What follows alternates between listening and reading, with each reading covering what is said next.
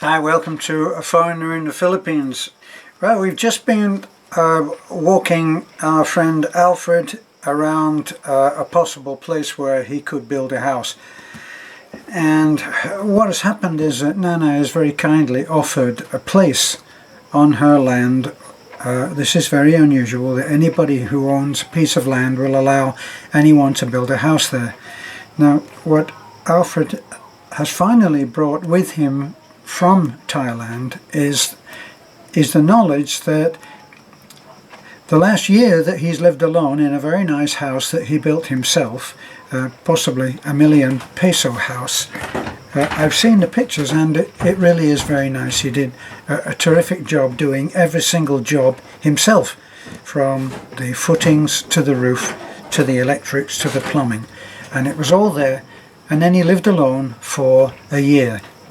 Now, I'm not quite sure what it was. I think I wouldn't like to take credit for this, or Beth and I to take credit, but I think that in watching our videos, like so many people, he perceived the way that we live as being something that he could adapt to.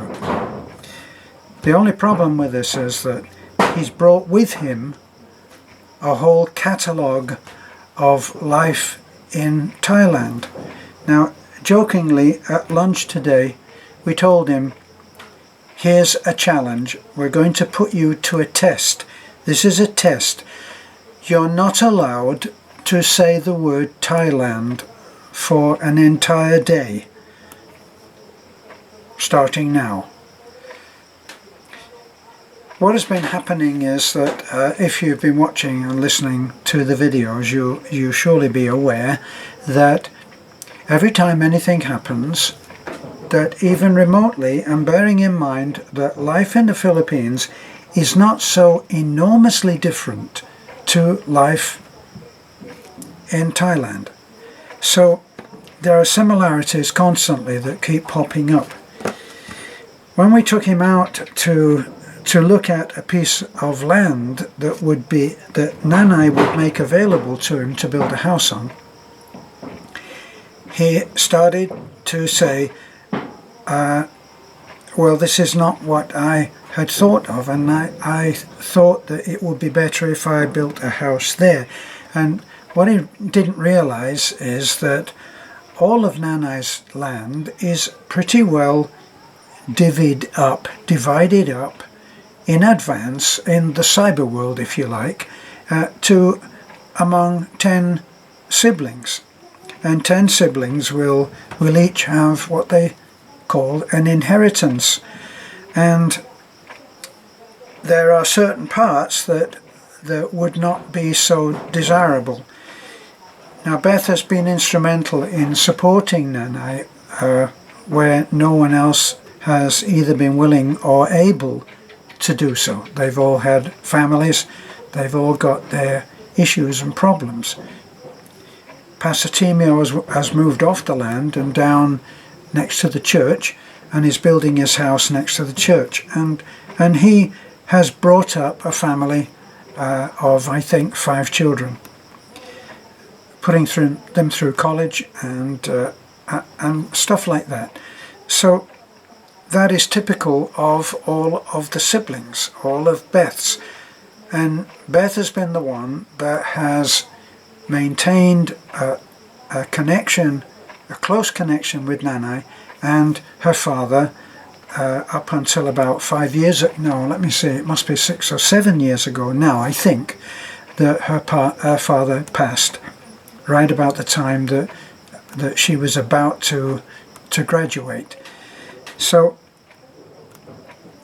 Beth is here, and we came back and we saw, as time went by, not very much time, but we saw that there was something to do here, and that she could spend quality time with her mother that she'd never had the chance to do, because she left home, I think, when she was 14 and a bit. Okay, so the place that Alfred was offered to build a house, it's not what perhaps he would have envisioned, but he did come to realize, I think, because I was a little bit testy about it, I confess,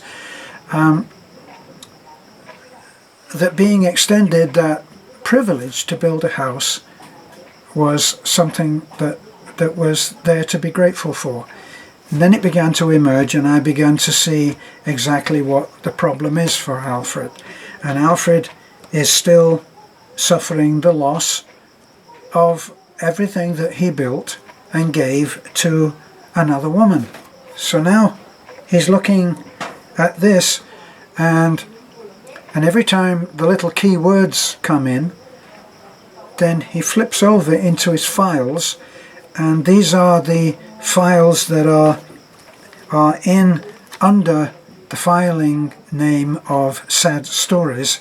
And look how I had the crap beaten out of me the last time I trusted anybody, and then up come the stories of Thailand. Well, in Thailand this happened and that is a constant thing with him, leading to us saying today, you're being tested, you are not allowed, right, we're not the headmaster here, okay, we're talking among friends, you're not allowed, it's a test, you're not allowed to say the word, the name Thailand, you're not allowed to refer to it, it's gone, it's not here, you're here in the Philippines.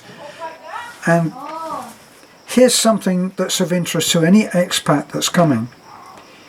If you bring your problems with you, if you bring everything from there to here, very quickly here will deteriorate into being there. It will be the same.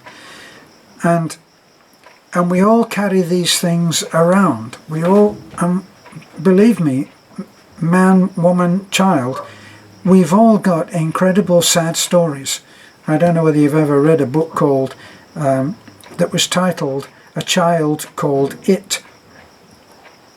But this child, a little boy, suffered one hell of the operative word being hell, one hell of a childhood in which the mother all but killed him. And he realized that if he didn't learn how to handle it, he would actually die. She would actually kill him. And he realized that it was very imminent. And, well, of course, the book has an incredible ending. The man learns to come to terms with what happened and to stop reliving the past in a way that would harm his present life. And he became unusual. What can normally happen, statistically, what can normally happen is that the abused becomes the abuser, because it's about retaining one's level of causativeness, of power, of ability to create an effect on the world, if you like, which we all need in order to be able to survive. And when people are overpowered, one of the factors of that being overpowered is that they seek to establish their own level of power. And look at it, what's been the greatest demonstration of power in their life? And that has been the abuse, the abuser. The abuser was all-powerful. I've spoken to people that have been in incredibly abusive relationships with their fathers. Some have survived it, some have been able to transcend all of the damage to the human spirit, their human spirit, and rise above it. And this is a huge, huge benefit. I've told you before about the black, I don't know her name, it was a fleeting thing that I saw on television. I happened to see something where there was a black presenter had her own show.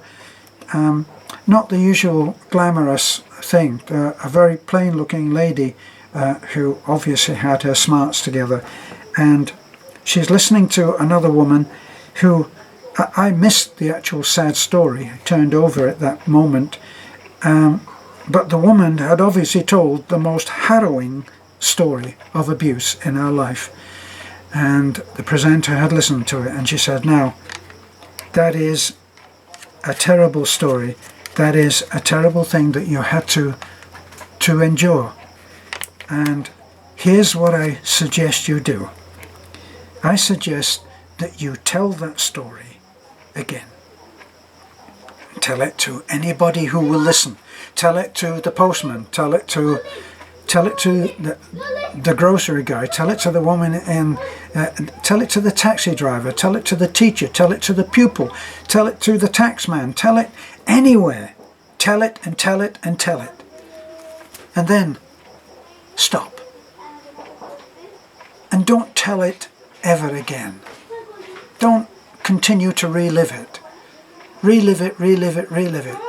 A little about the kid who is too greedy on chocolate biscuits. What do? Just give him, here, have a chocolate biscuit.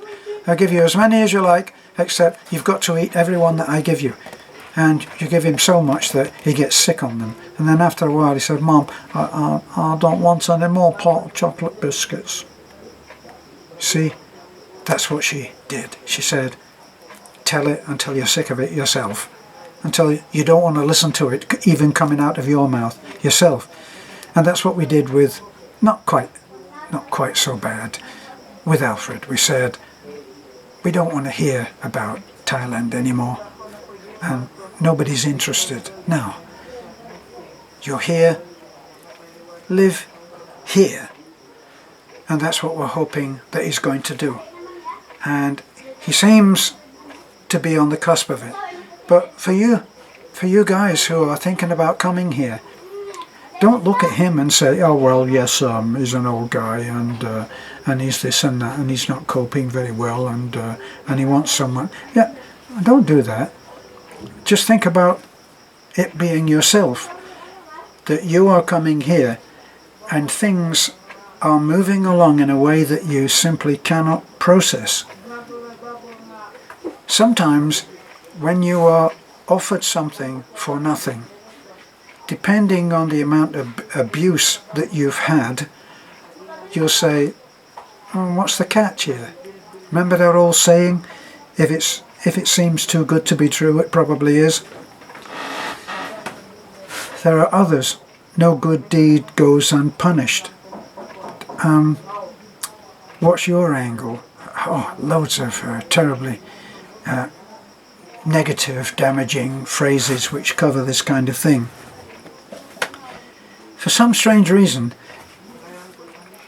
Alfred has arrived here, and like I reminded him on the last video, you arrived here on a tricycle, totally unknown, with a suitcase. And now you found someone who at least has the potential to live with you for your life. And a place to build a house, which you can do. And it's not easy for him to process this. But all of this has happened in 4 days.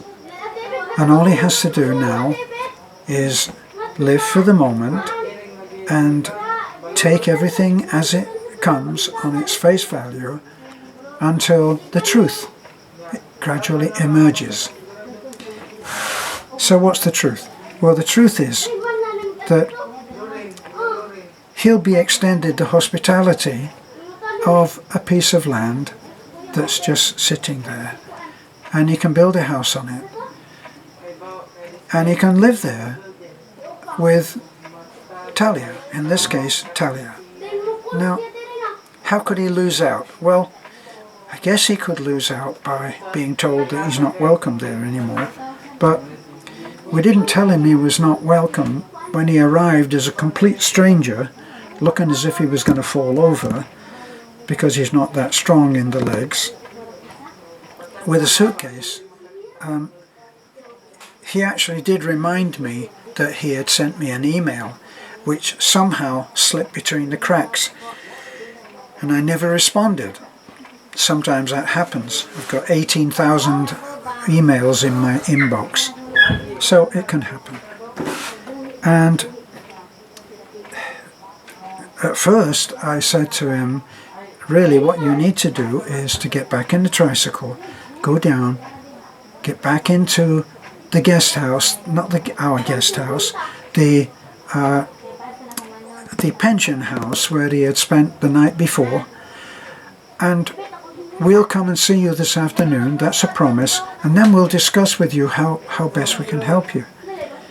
Well, my dear wife is standing at the back and pinching me, and then says, he's come a long way from another country, he's alone, he has no friends, and he's here.